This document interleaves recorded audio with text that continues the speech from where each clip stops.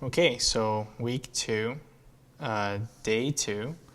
We're going to start with Genesis 19, going to Genesis 20, Psalm 1, then Mark 7. So Genesis 19. The two angels came to Sodom in the evening, and Lot was sitting in the gate of Sodom. When Lot saw them, he rose to meet them, and he bowed himself with his face on the earth and said, "My lords, please turn aside to your servant's house and spend the night and wash your feet. Then you may rise up early and go on your way." They said, "No, we will spend the night in the town square." But he pressed them strongly, so they turned aside to him and entered his house. He made them a feast and baked unleavened bread, and they ate. But before they lay down, the men of the city, the men of Sodom, both young and old, all the people to the last man, surrounded the house. And they called to Lot, "Where are the men who came to you tonight? Bring them out to us, that we may know them." Lot went out to the men at the entrance and shut the door after him, and said, "I beg you, brothers, do not act so wickedly. Behold, I have 2 daughters who have not known any man. Let me bring them out to you, and do to them as you please. Only do nothing to these men, for they have come under the shelter of my roof." But they said, "Stand back." And they said, "This fellow came to sojourn, and he has become the judge. Now we will deal worse with you than with them." Then they pressed hard against the man Lot, and drew near to break the door down.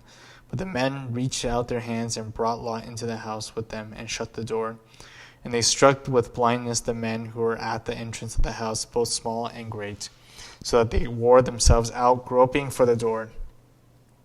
When the men said to Lot, "Have you anyone else here, sons-in-laws, sons, daughters, or anyone you have in the city?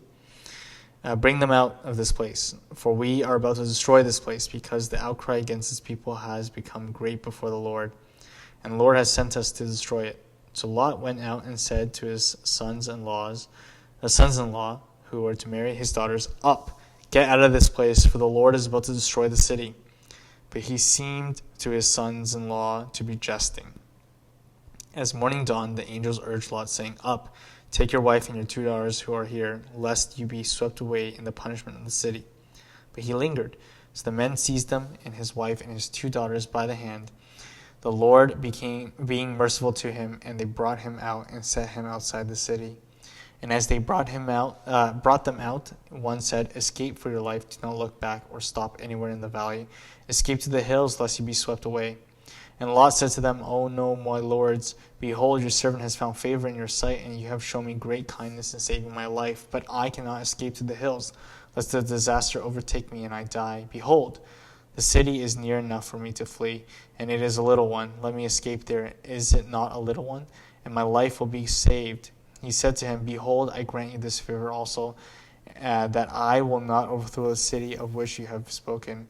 Escape there quickly, for I can do nothing till you arrive there." Therefore the name of the city was called Zor. The sun had risen on earth when Lot came to Zor. Then the Lord rained on Sodom and Gomorrah sulfur and fire from the Lord out of heaven, and he overthrew those cities and all the valley and all the inhabitants of the cities and what grew on the ground. But Lot's wife behind him looked back, and she became a pillar of salt. And Abraham went early in the morning to the place where he had stood before the Lord. And he looked down towards Sodom and Gomorrah, towards all the land of the valley, and he looked, and behold, the smoke of the land went up like the smoke of a furnace. And it was that, when God destroyed the cities of the valley, God remembered Abraham and sent Lot out of the midst of the overthrow, when he overthrew the cities in which Lot had lived. Now Lot went up out of Zor and lived in the hills with his 2 daughters, for he was afraid to live in Zor. So he lived in a cave with his 2 daughters, and the firstborn said to the younger, "Our father is old, and there is not a man on earth to come in to us after the manner of all the earth. Come, let us make our father drink wine, and we will lie with him, that we may preserve offspring from our father." So they made their father drink wine that night, and the firstborn went in and lay with her father. He did not know when she lay with him or when she arose. The next day the firstborn said to the younger, "Behold, I lay last night with my father. Let us make him drink wine tonight also. Then you go in and lie with him, that we may preserve offspring from our father." So they made their father drink wine that night also. And the younger arose and lay with him. And he did not know when she lay down or when she arose. Thus both the daughters of Lot became pregnant by their father. The firstborn bore a son and called his name Moab. He is the father of the Moabites to this day. The younger also bore a son and called his name Ben-Ami. He is the father of the Ammonites to this day. This is Genesis 20. From there, Abraham journeyed towards the territory of the Negev and lived between Kadesh and Shur, and he sojourned in Gerar. And Abraham said to his wife, Sarah his wife, she is my sister. And Abimelech king of Gerar sent and took Sarah.